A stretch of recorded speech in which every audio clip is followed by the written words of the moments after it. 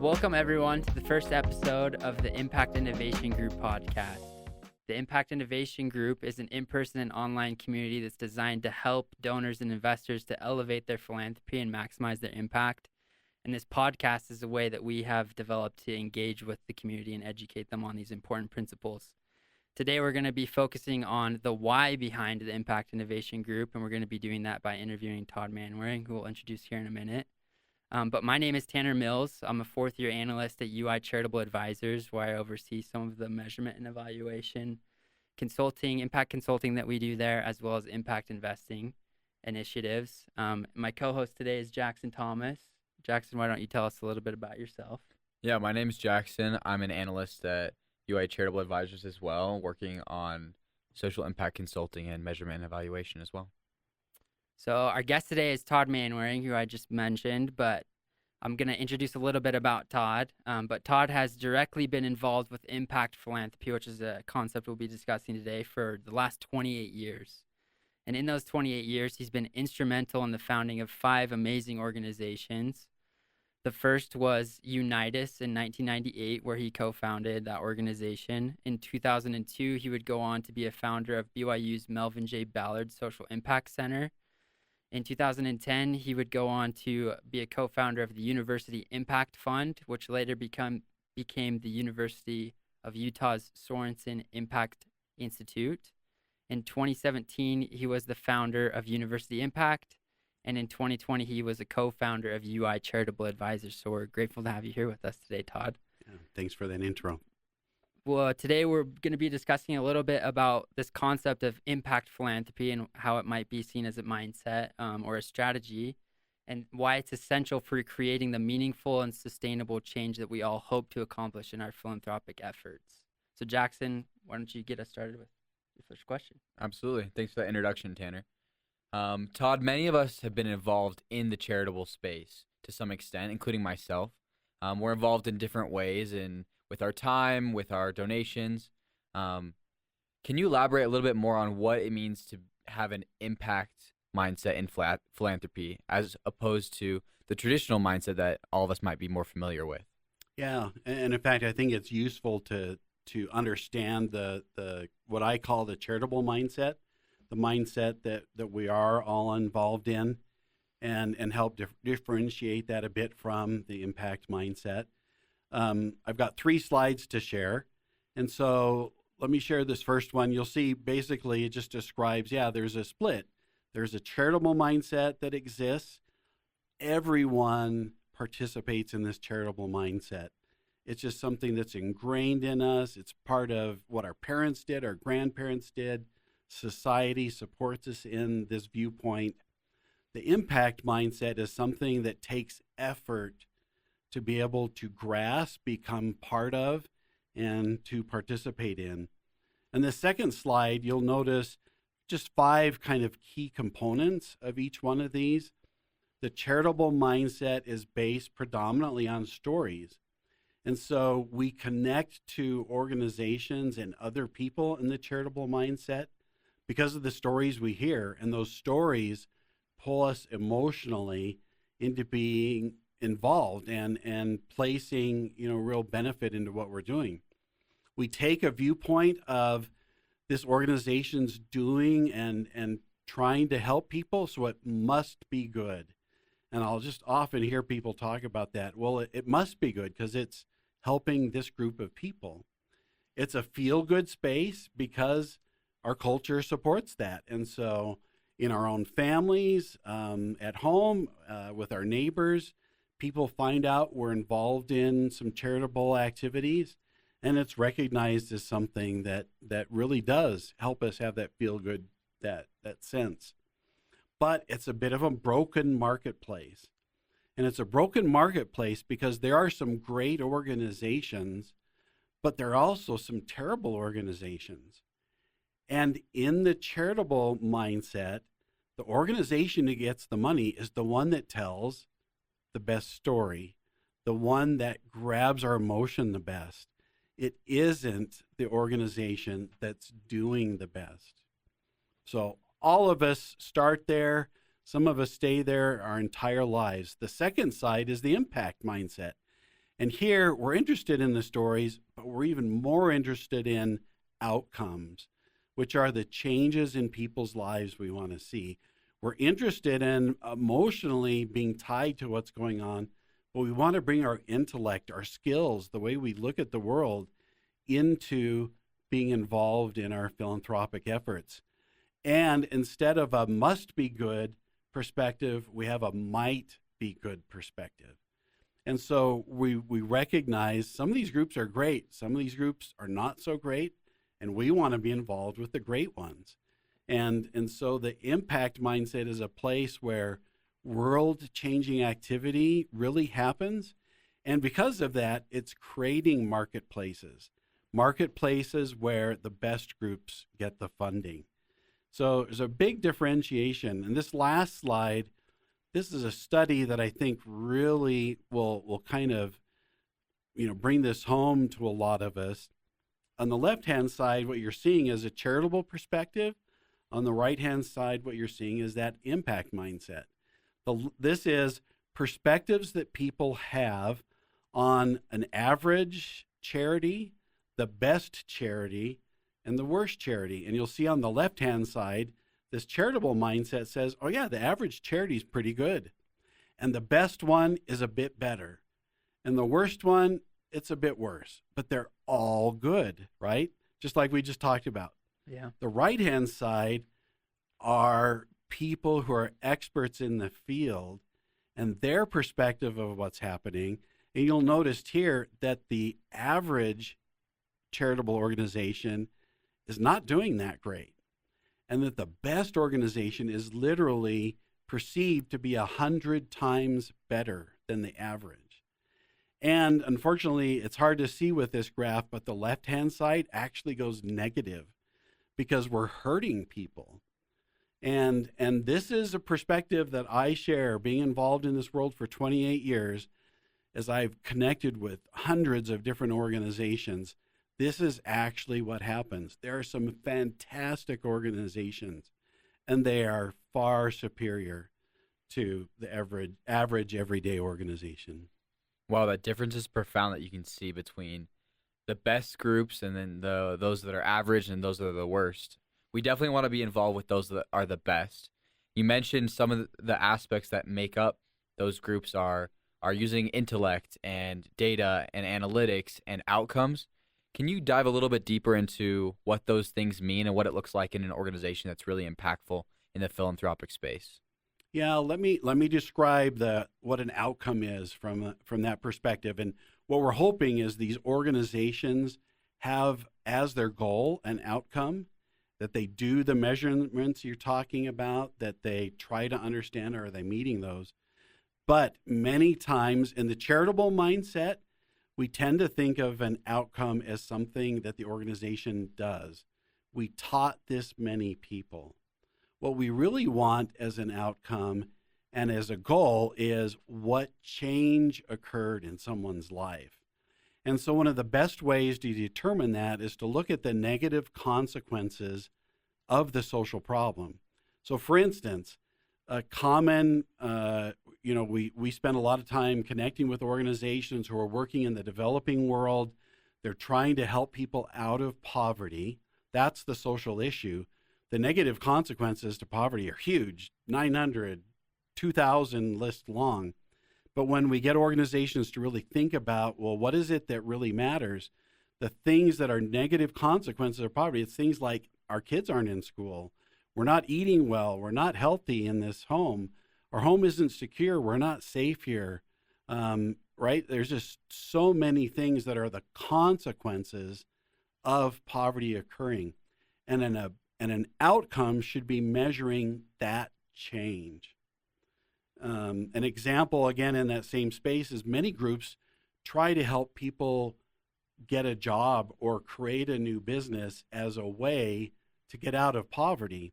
And that is a great way to do this, but it's the means to the end. And the end is the outcome. The means is what we call an output. So this is one of the aspects of impact philanthropy. We've got to learn new vocabulary. And that's a very key one that I found. It takes people about 5 to 6 times of hearing that and actually practicing it and really working with it to really understand what a good negative consequence-based outcome is. Right. So it's not just about what we do in this space, but the effect that we have on the people that we're trying to Yeah, help. exactly. That makes Yep. a lot of sense. You mentioned there at the end that a large majority of people are still in this charitable mindset. They're on this other side of this paradigm that you mentioned. It's pretty evident and clear that the impact mindset is the right way to go. It makes more sense. It's more focused on the changes that are occurring in people's lives and making a real difference. Why do you think there are so many people that are still stuck on this charitable mindset and are having difficulty getting into the impact mindset? Yeah, really, it's because it's a mindset. It's a paradigm. It's the way we see the world, and we grow up in it. We're supported on every side into this kind of a mindset, and so that's really the problem. Is it's hard to change paradigms, whether that paradigm is, oh, it's the 1800s, and I should be washing my hands in between operations, Yeah. to this and so it is a place where higher impact happens, and we encourage people to make this shift, but it takes an aha moment. It takes it takes some guidance to recognize that this is actually there. That makes a lot of sense. Could you maybe give us an example of someone or an organization that's really great at implementing the impact mindset in philanthropy, just so we can kind of have a frame of reference or someone to model ourselves after maybe?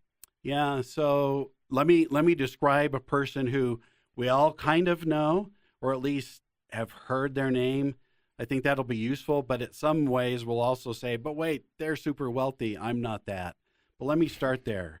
I think a great example of a person who's made this shift, no doubtably was in the charitable mindset, moved to an impact mindset, is Melinda French Gates. Hmm. And I recognized that when I read her book, The Moment of Lift. And the key thing I learned in that moment of lift, because you think, oh, she's a billionaire. She knows this. Yeah. She understands this. And the book is really a book about the humility that she took to learn how to approach things differently, because she had all these previous perspectives. Oh, it's this way, it's that way. This is what's important. That's what's important. Mm-hmm. And she talks about in this book how she made this shift, meeting people, connecting with organizations, and how it took her multiple years. So I think that's a great example. Again, though, it's easy to say, but wait, she's a billionaire. Of course she was able to do this. What we really are doing with the Impact Investing Group is trying to make this accessible to everyone. No matter your wealth level, no matter your engagement kind of level, the amount of time you have, how do we help you become an impact philanthropist? Cool. That's awesome. Those are the questions I had. Tanner, I know you've got some questions as well. Yeah, so just zooming out a little bit, just in context. So 28 years is a long time. And for many of us who are involved in philanthropy, it also includes our family. And so I would just love to learn a little bit more about how, after an incredibly successful career, why did you and your wife transition into this higher level of thinking, or the impact mindset of philanthropy, and how you went about doing that? Yeah, so you've heard this story before. I guess that's why you're asking. And for us, I mean, we were solidly in this charitable mindset, and really looking at, we were having enough success at my work that we were trying to figure out, what do we do with this money? And we were lucky enough to be invited to a breakfast fundraiser that Muhammad Yunus came to. This was the mid 1990s, 1900s, the Really mid long time. 1990s. And Muhammad Yunus, recognized as one of the grandfathers of microfinance, he received the Nobel Peace Prize 10 years later. He talked about this microfinance movement, and that really caught our eyes in this charitable mindset. And then he took a few moments to describe how the world of helping people was being completely disrupted, upended, being changed phenomenally. And as he described that world, that's what I realized. Well, that was the same world I was involved in the computer industry. Huge change happening all the time, occurring. And I recognize, wait, there's something different what he's saying right now. He's talking about how organizations are having a higher impact because they're changing what they do and how they measure what they do, versus when he just talked about this microfinance piece. My wife caught the same thing. For us, it was a moment, it was that aha moment Right. where we recognize there's something different here. We've got to learn what it is. We got to figure out how to connect with it. And that was the start of our journey. So, what attributes help people or helped you and your wife learn about and really absorb and apply these principles the most? I mean, I think there's many, and people grasp this from many different kinds of backgrounds. But I have to admit, it seems like a few backgrounds really help people more. A common one, for instance, are people who either work or maybe they were educated in spaces where people talk about outcomes. And so health fields, public health, right, or nursing, or someone becoming a doctor, outcomes are what we talk about there all the time. People who are involved at their business and they're using skills to try to measure what's really occurring as people use our product or service. Those people seem to catch it, quicker as well. I think another group that catches it are people in the business space who are involved in strategy setting. Because when you're involved in strategy setting, you're trying to look at what's occurring now, where do we really want to head, what do the people we're serving, these customers, what is it they need, what is it that they're going to desire enough that they'll pay for this product or service. And that kind of a person catches the same strategic thinking that occurs really in this impact mindset. So those are, I think, people involved in that, having those kind of experiences, I think that's a common, easy catch for some of them. Vocabulary, the framework, Yeah, the skills. exactly. Right.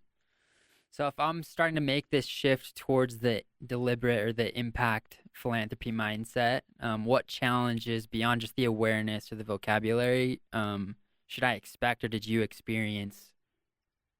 Yeah, I go back to kind of wrapping this up maybe with a few concrete things. It's just hard changing who we are. And really that charitable mindset, it's who we've been ever since our parents helped us understand, this is what we do as a family at Christmas time. We're going to give and help here. It's what we learn at school. It's really hard to make that paradigm shift change. I think that's a key thing that makes this troublesome for people. And so they just tend to see things in their old existing paradigm rather than this new one. They don't notice, how some people, what different organizations are doing. I think another thing is it's just easy to miss. Yeah. It's hidden. And it's not hidden on purpose. It's hidden because of this paradigm issue. It's hidden because it's been happening for generations, just like the charitable mindset. Sure. There are people whose grandparents and parents taught them this other side, but it's such a small set of people that it seems hidden. If you're in that charitable mindset, you're like, what? This exists? That's a common kind of refrain people have. I didn't even imagine what's going on here. How is this occurring? And so I think that's really another big issue. Sure. So after these 28 years, you're starting the Impact Innovation Group to help people overcome those challenges. So why are you involved with the Impact Innovation Group? Why aren't you off doing other amazing things? Yeah, that's a good question. So I think one of it's very personal. My wife and I made this switch. We left the corporate world to focus on how do we help change people's lives. And when I was asked to create what then became the Ballard Social Impact Center, really what we were trying to do was figuring out through classes and different experiences, how do we train students in the vocabulary, the skills, the way of looking at what this impact space is. And very importantly, we created a community where 1/10 of BYU students participate in these activities every year. And becoming part of a community when you're learning a new paradigm is really important, because then that community starts building this new culture, new perspectives, new beliefs.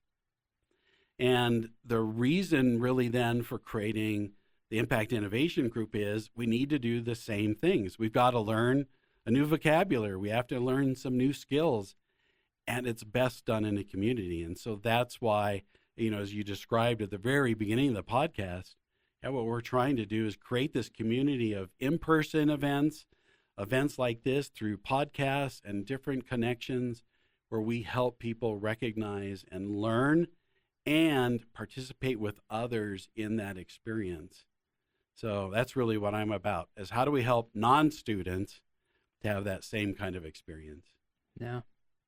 Well, just wrapping up where we kind of started, the Impact Innovation Group is a place that exists to guide and support individuals that want to participate in this highest level of impact by providing them with not only the knowledge, but also the resources and the networks that are necessary to maximize their impact with what they're trying to do. So we thank everyone for joining us on the first episode of the Impact Innovation Group. Thank you, Todd. Thank you, Jackson. And we invite you to participate in more impactful philanthropy by becoming a part of the community.